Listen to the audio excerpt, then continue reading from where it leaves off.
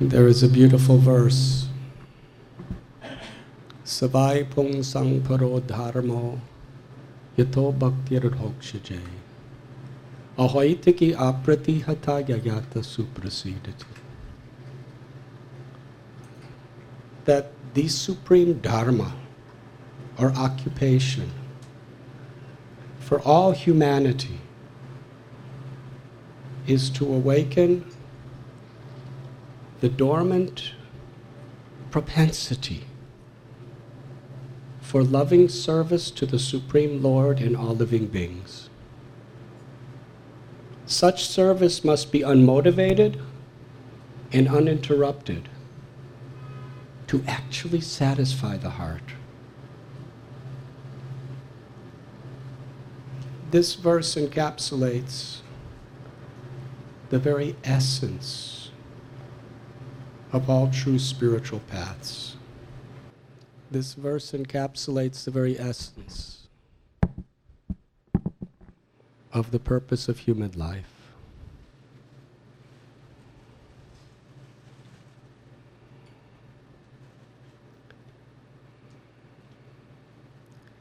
Everyone is seeking pleasure, anandamayo bhyashat. But the trouble in this world is we have forgotten what and where real treasure of pleasure is to be found. We are thinking that in acquisition of either material facilities, in fame, recognition, prestige, in sensual experiences, that we will find pleasure. And there is some pleasure there. But it's never enough, and it cannot last for very long. Real pleasure is in serving, in giving, because it is service that is an expression of love, the most fundamental, essential need of every living being. To give love, to receive love.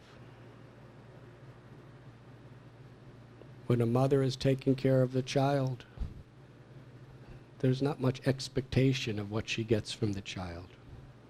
She may get kicked on the face. The child may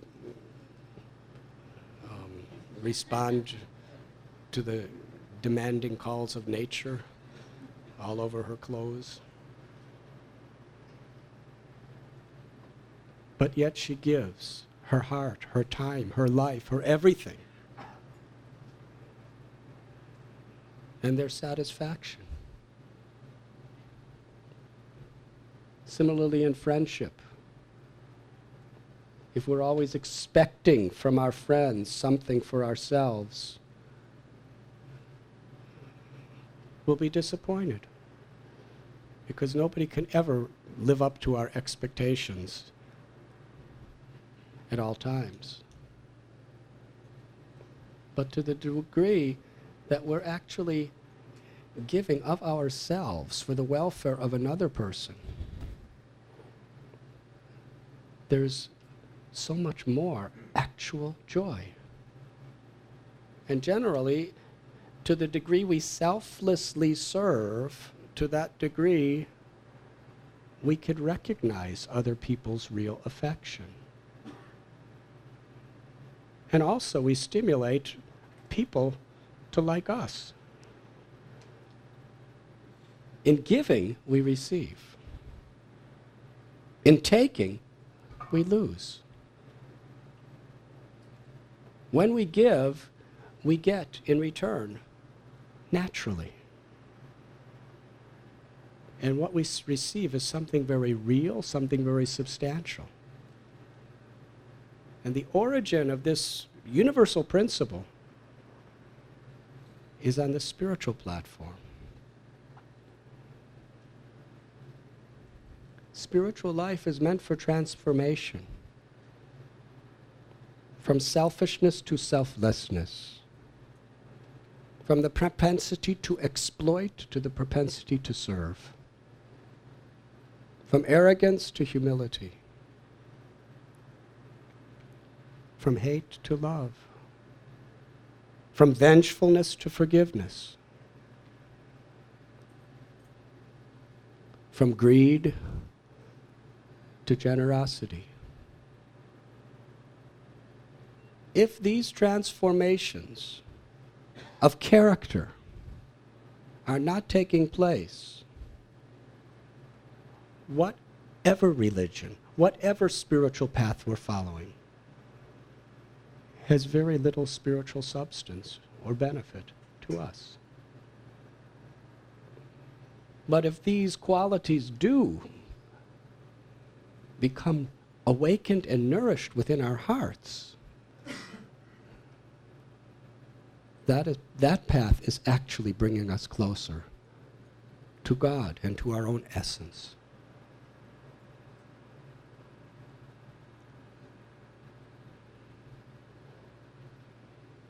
I'd like to share a simple story from the Bhagavad Purana about a personality who became very dearly loved and remembered over thousands and thousands of years because of his selfless spirit of service. When one recognizes one's own eternal spirit, and when one recognizes God, the spirit within, and the spirit that is the source of everything, then one can also recognize that same object of our love in the heart of every living being. And we want to express our love through selfless service. Universal brotherhood or sisterhood is superficial and theoretical unless we realize and experience what we all have in common.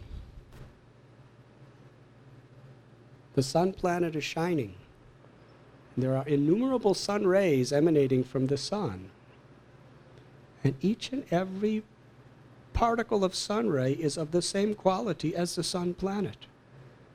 It is radiating heat and radiating light. We cannot say the sun ray is the sun, and we cannot say the sun ray is not the sun.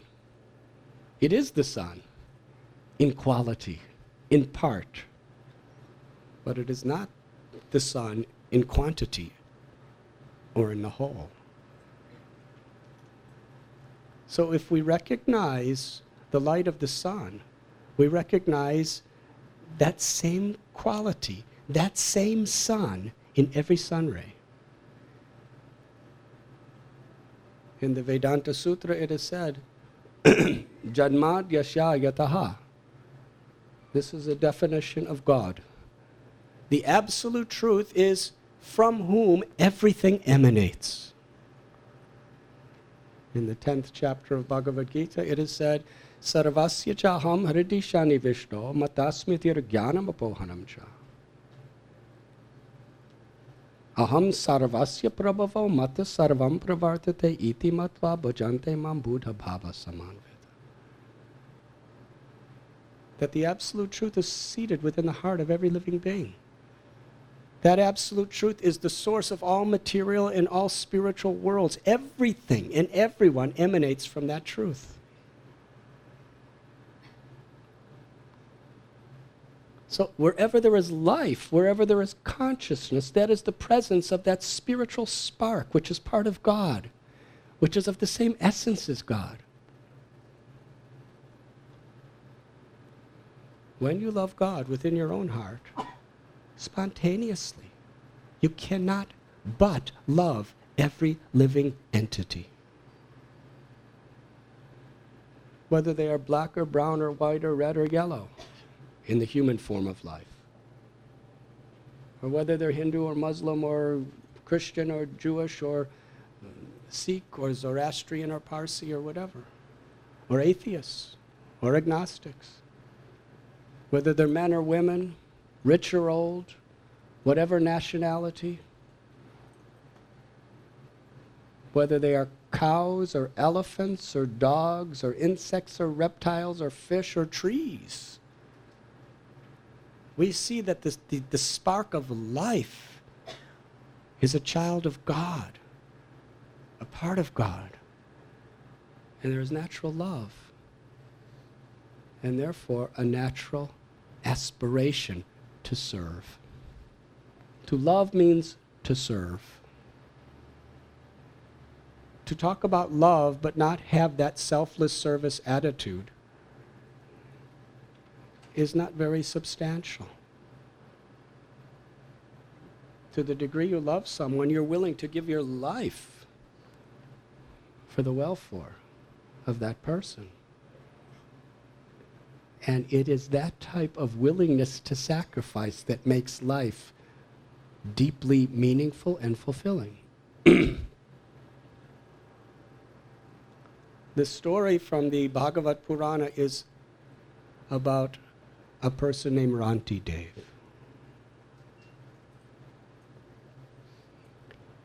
He wanted to purify his own heart, and his family, wife, children, they were all very much united. And they decided to go to a secluded place to perform a 48-day fast of no food and no water. They did it.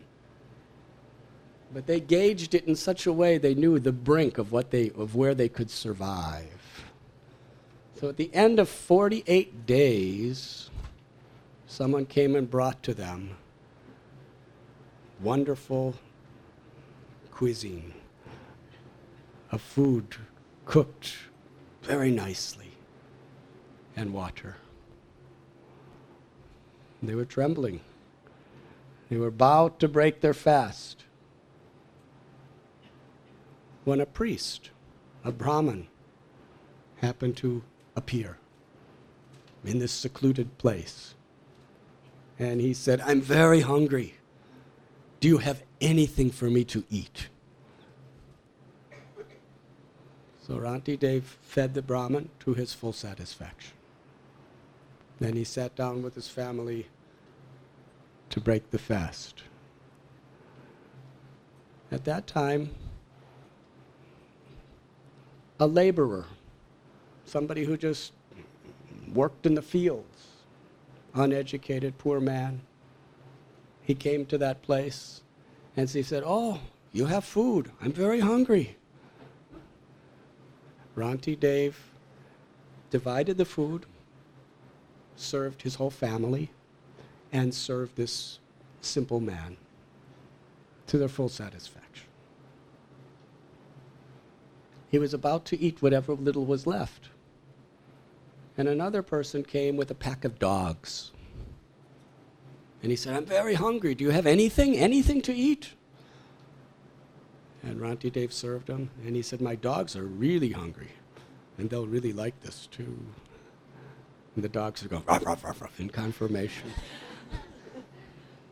So Ranti Dev very carefully, respectfully served each and every one of those dogs. And the dogs ate every last morsel of food. At this point, he was on the verge of death because there was nothing else around. All there was one cup of water, which was just enough for him to survive, at least for some time.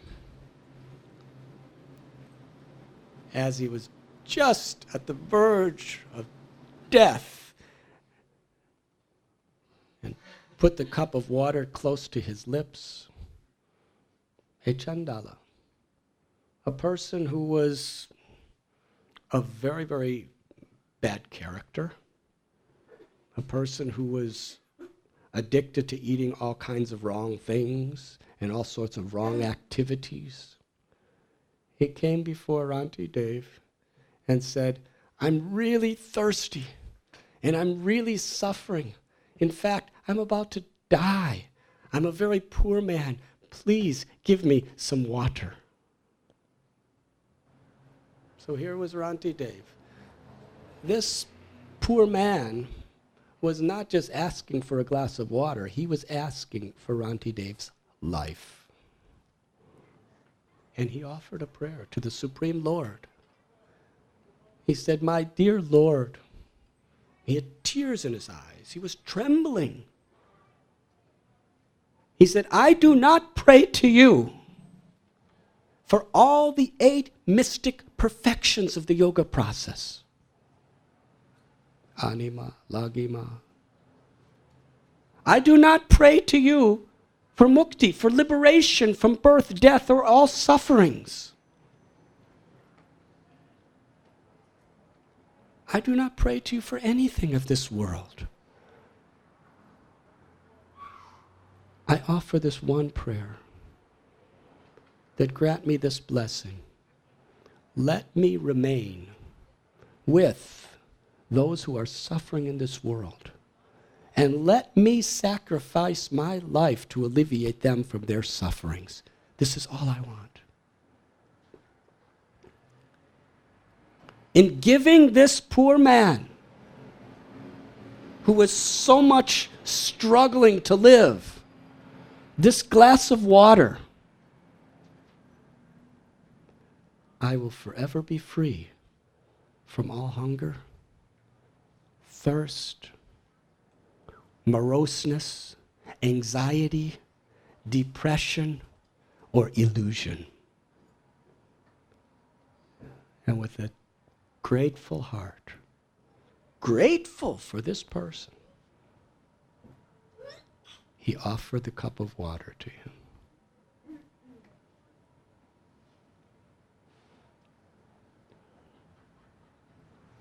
The person drank all the water and left. Didn't even say thank you.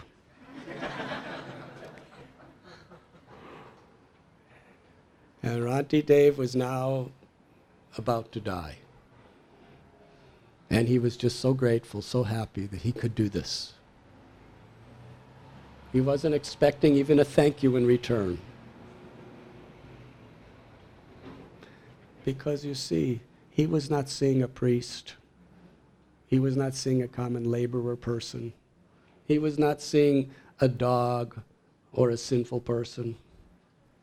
He was seeing the presence of God who was within their hearts, a part of God. He didn't think that God is poor. God is forever rich. But that part of God is within every living being. And he was seeing it as the greatest honor, the greatest fortune, and the greatest joy to serve.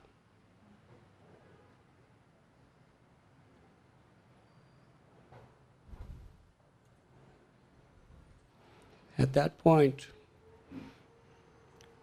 all of those personalities who came begging from him revealed their true identities as divine beings. There was Lord Brahma, Shiva, and others. And they gave him nice food to eat and water to drink. He wasn't expecting it. They wanted to test what was the real substance of his attitude to serve and to love. And without letting him know that what their plan was, they wanted to show the world the example. We may not be able to imitate that, but it's the standard by which we should aspire for. They offered Rantidev any benedictions, anything he wanted.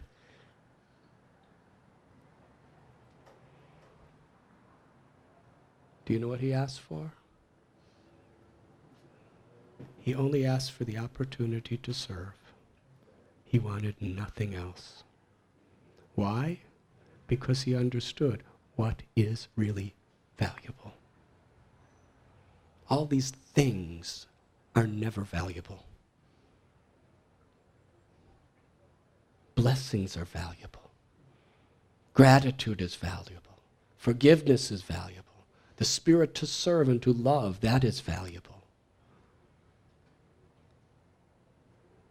That is what we should be praying for, longing for, and performing our yogic or spiritual practices to ultimately achieve. Because that is the quality of a person that is great. But wherever there is this willingness to sacrifice or even die for the welfare of others, that deeply moves our hearts. Because that's the most meaningful thing that there is. Samahatma sadurlabha. It is that quality that gives real pleasure. And we find that the universal principle of every great spiritual path. There's a little story I told when I was in Washington, D.C. that I'd like to share with you.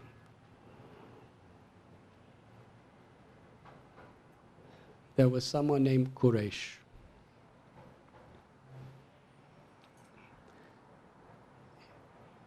He was a married man. His wife was Andal, and his two children were Parasara and Vyas. His guru was Ramanuja. Lived in South India. It's a very long story.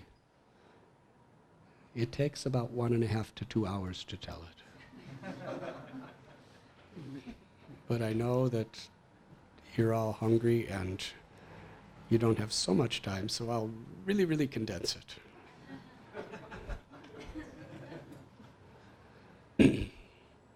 There was a very hateful sectarian king who believed in a particular religion as the only way, and that anyone who followed any other religious system was deviant and misleading people.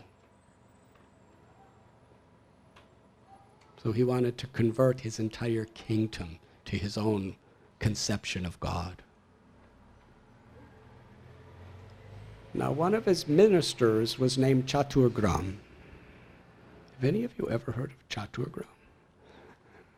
You may never forget him after tonight. He was a disciple of Quraysh. But somehow or other, because of his own ego, he became envious of his guru, his teacher. And he left him, betrayed him, and wanted to see him and Quraysh's guru, Ramanuja, destroyed. So he became a minister of the king, and he told the king, if you want your religion to be exclusive within this kingdom, you have to either get Ramanuja and Quraysha to either surrender to you or they must die. Otherwise, it is not possible. So the king sent some of his guards to the ashram of Ramanuja to bring him back to the king for a debate where either he surrenders or he dies. Now, Quraysh told his guru Ramanuja, you're a very important person. You have so many followers and you are enlightening so many people. Who am I? I beg, I've served you my whole life. I now beg one thing of you. Let me wear your saffron Swami clothes. You put on my householder clothes. You go away and let me go there in your name. He asked with so much devotion and so much genuineness that Ramanuja said, all right. And he put on this other man's clothes and left, and nobody recognized him. And then Quraysh was brought to the king. And then there was a debate with the greatest scholars of the kingdom over which religion was better.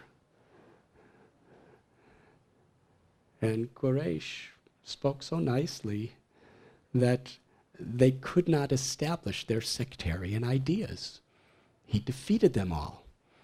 So then they decided he should be brought to the forest, his eyes should be burned out, and he should be left there to suffer and die.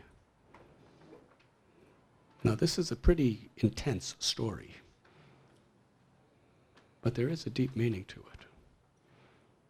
They took burning hot iron rods and burned out his eyes, disfigured him, blinded him. Can you imagine that pain? Do you know what Quraysh did? He folded his palms. And with a jubilant heart, he thanked them. He said, I am so grateful to you two gentlemen. Now these are brutal executioners. He said, because you have given me the opportunity to render such an intimate service to my Guru and to God. I can never repay you, thank you. What can I do for you? You've done so much for me. Their hearts melted. They began to cry. They said, what have we done? This man is really a saint. The king we're working for, he's a cruel person. This man, he's so forgiving. He's thanking us for what we've done because he's seeing the opportunity to serve in this situation.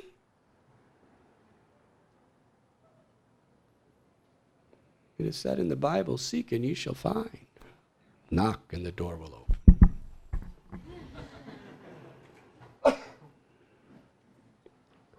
It is true. If we're seeking an opportunity to love and to serve God, every situation provides that opportunity, whatever it may be. If we're open.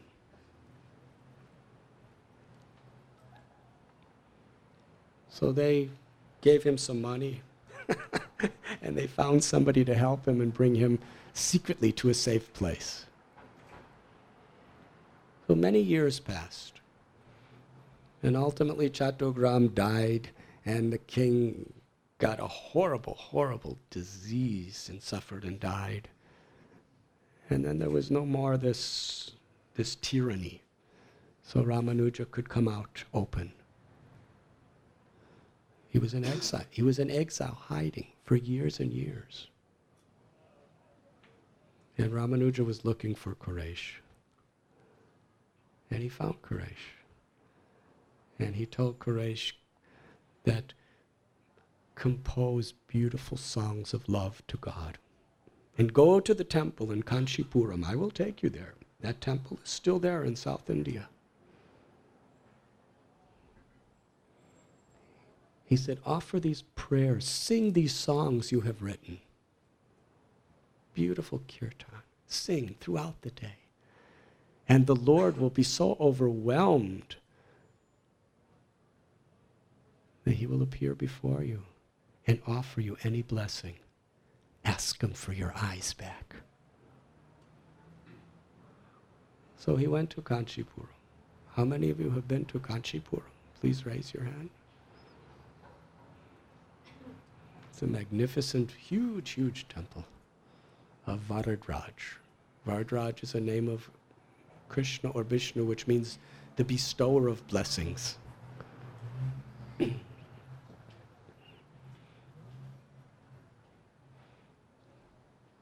He chanted this wonderful kirtan of prayers that he had written from his heart.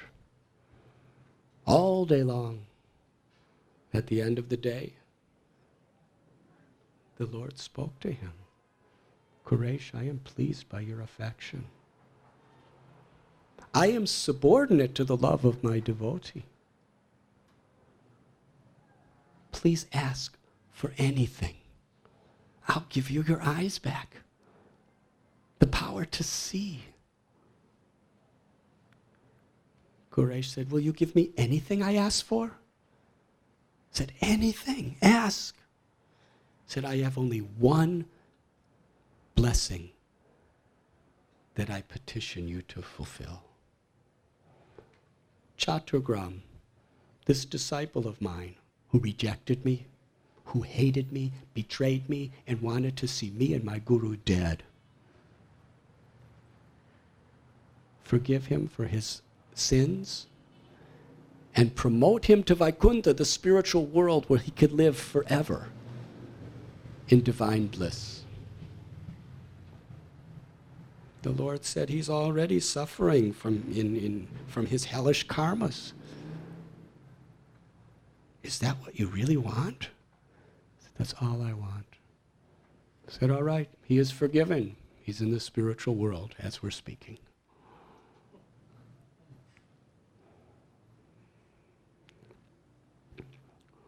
When he came out of the temple, Ramanuja saw that he still didn't have eyes. And he found out what happened.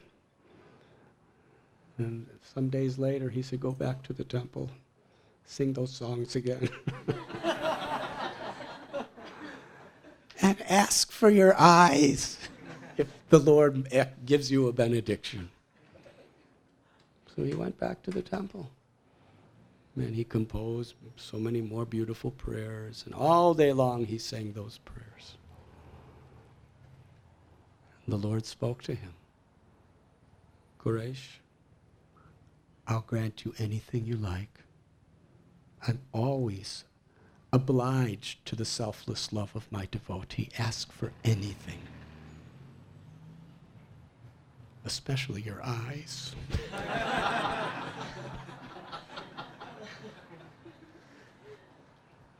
Quresh said, my Lord, if you will offer me any blessing, then give me this.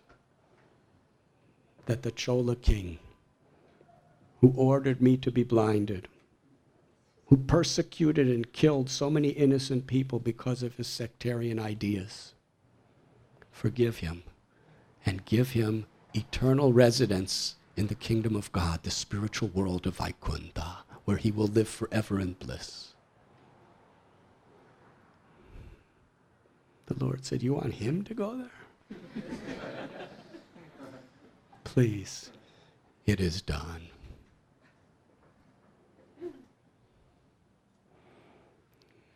Ramanujacharya, he sent him back. Sing your prayers. But please, he said, ask the Lord this question. Because your body is not, you've given your body to your guru, you've given your body to Vishnu, Krishna, so your body is not yours.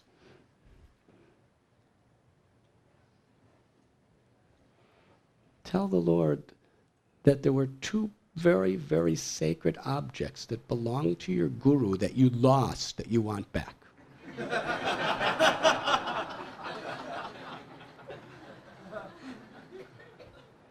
So he went back, and he sang all day long.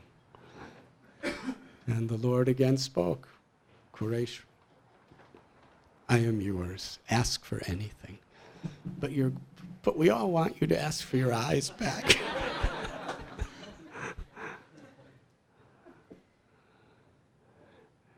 And Quresh said that I've seen all the things of this world. It's all very nice. But really, the only thing I really want to see is you and my Gurudev. Let me everlastingly see these two forms. I don't need eyes to see them. He said, I grant you this benediction. Ramanuja came in and he heard about this and he was very deeply impressed. He said, Quresh, please tell me, what is the Lord's appearance on the altar today? And Quresh explained everything exactly, where every flower and every ornament was. He said, well, what do I look like? This is Quresh's love. Simply one of giving. And he was sent back later to try again. And he said, "My Lord,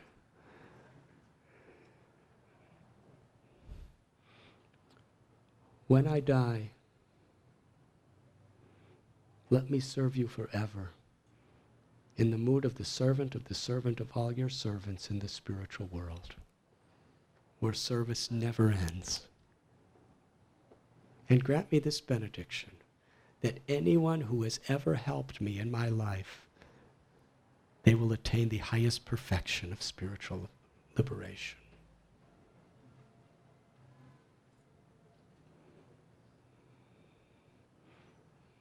Now the devotees became very depressed because they understood that Quraysh was probably going to die real soon. So they went and told Ramanuja that Quraysh is going to die, we think. And Ramanuja became ecstatic.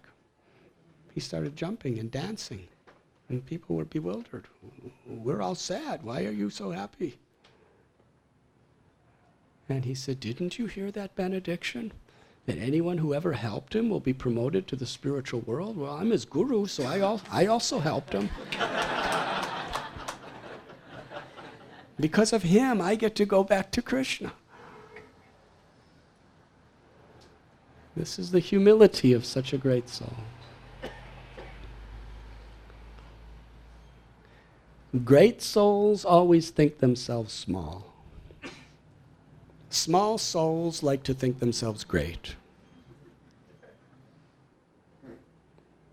Our own Gurudev, Srila Prabhupada, he wrote in the 4th canto, in one of his books, he said, "I'm praying that if one of my disciples develops love for Krishna, then by their love I will also be promoted to the loving service of the Lord."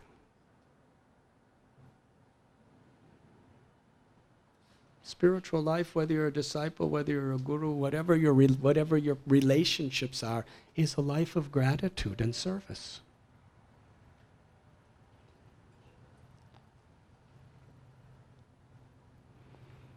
Even in this world, if you go to a restaurant and the waitress says, "What are you doing here? What do you want? What do you want?" You might like the food, but do you really feel good about that place? But if they really, so we're so happy that you're here, what can I give you? And they go out of their way to make you happy, even if the food's not good, you like it there. Yes? Service attitude attracts the heart, gives pleasure.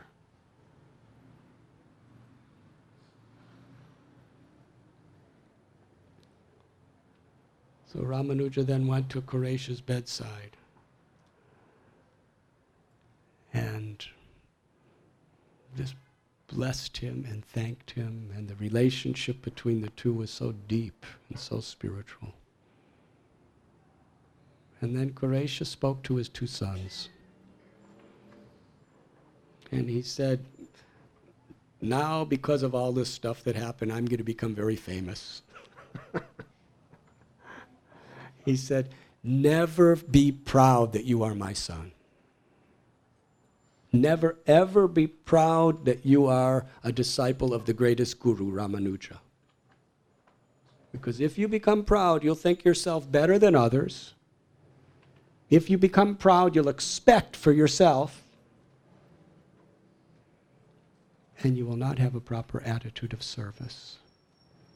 You will not be able to be grateful. And you will not have that spirit of service for others or for Krishna. Always remain humble, in the mood of the servant of the servant of the servant of the servant, and that is where your perfection will be achieved." And then Quraysh passed from this world. We read about kings who have conquered. We read about athletes who are champions. We read about business people who have amassed millions or billions. But hearing about such personalities who deeply loved God and were selflessly compassionate to other living beings, their legacy remains forever. Because it's so real, it's so great.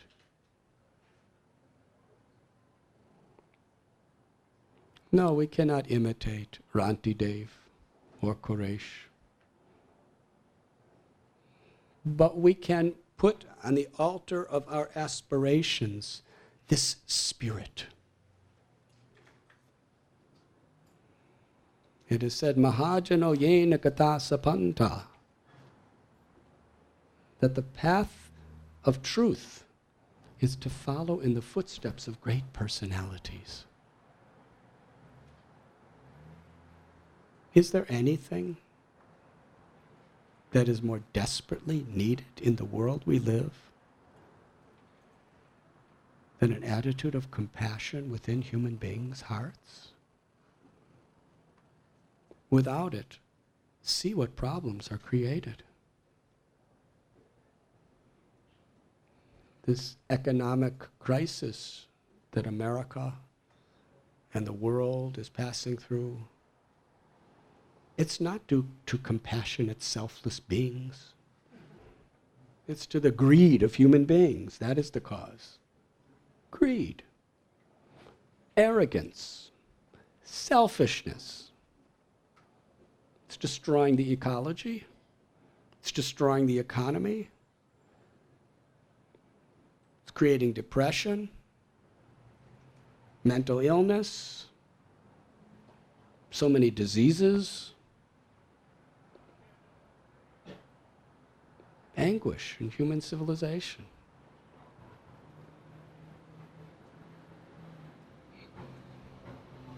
And there are so many great religions, but people, in the name of their religion, use it as a tool to fulfill their own arrogance, their own greed, their own envy. What is that? And it's true of every religion and every spiritual path. There's those who are real and those who are just completely out of touch with the essence of what they're supposed to be doing.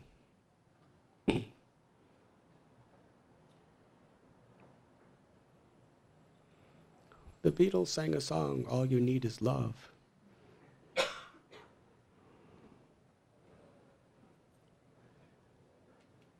To what extent they understood how true that really is? We could all use our imagination. I think they had some understanding of that. But factually, it's the highest truth. Without it, there could be no satisfaction, and exploitation becomes prevalent within the world that we live. And through that, so much suffering. And where there is real love, the love between the eternal soul and the supreme soul, and when that love is directed toward all living beings who are all part of that supreme soul, that is compassion. That is selfless.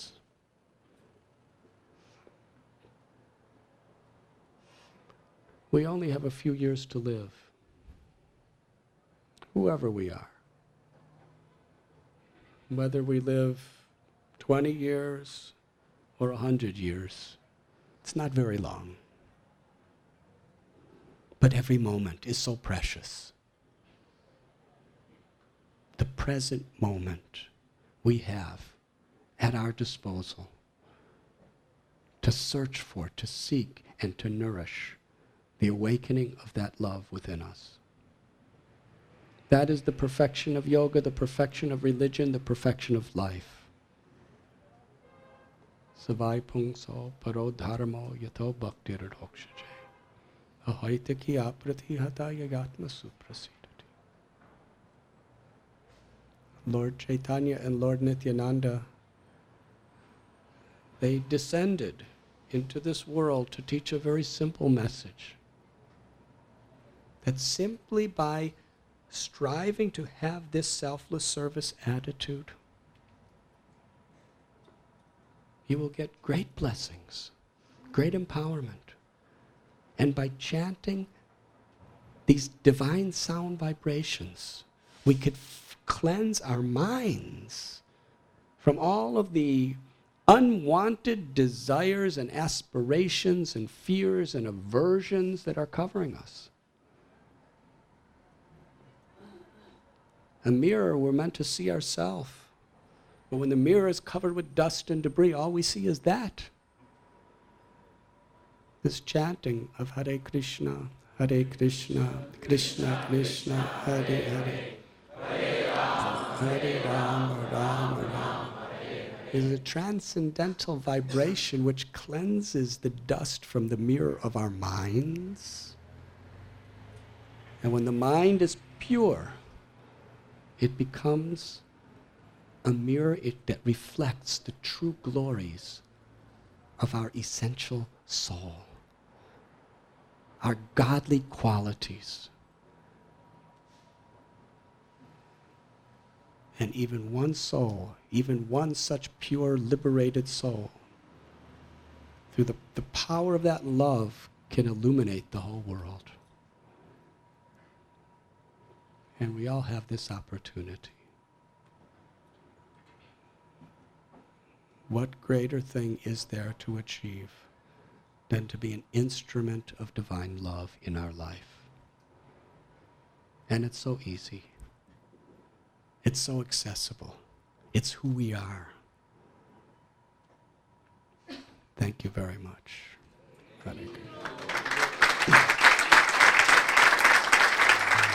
Hare Krishna.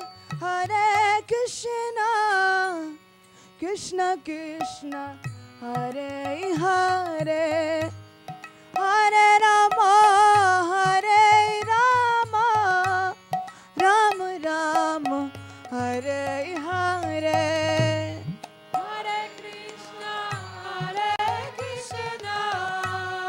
Krishna Krishna, Hare Hare, Hare Rama, Hare Rama, Rama Rama, Hare Hare. Hare Krishna, Krishna Krishna, Hare Hare, Hare Rama, Hare Rama, Rama Rama, Hare Hare. Hare Krishna, Krishna Krishna, Hare Hare, Hare Rama, Rama Rama, Hare Hare. Hare Krishna, Krishna Krishna, Hare Hare, Hare Rama, Rama Rama, Hare Hare. Hare Krishna, Krishna Krishna, Hare Hare, Hare Rama, Rama Rama, Hare Hare. Hare Krishna, Krishna Krishna, Hare Hare, Hare Rama, Rama Rama, Hare Hare. Hare Krishna, Krishna Krishna, Hare Hare, Hare Rama, Rama Rama, Hare Hare. Rama Rama, Hare Hare. Rama Rama, Hare Hare. Rama Rama,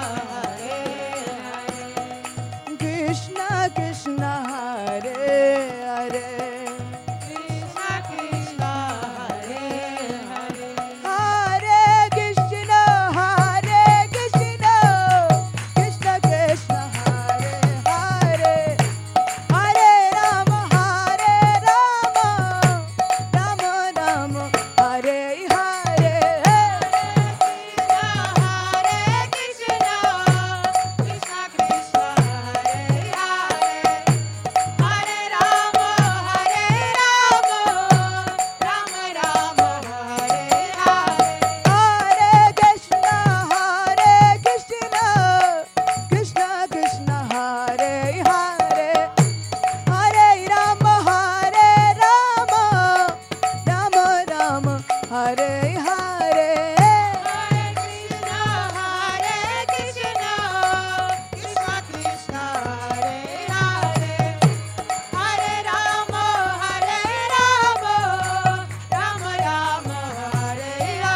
Oh, Hare Krishna, Hare Krishna, Krishna Krishna, Hare Hare, Hare Rama, Hare Rama, Rama Rama, Hare Hare.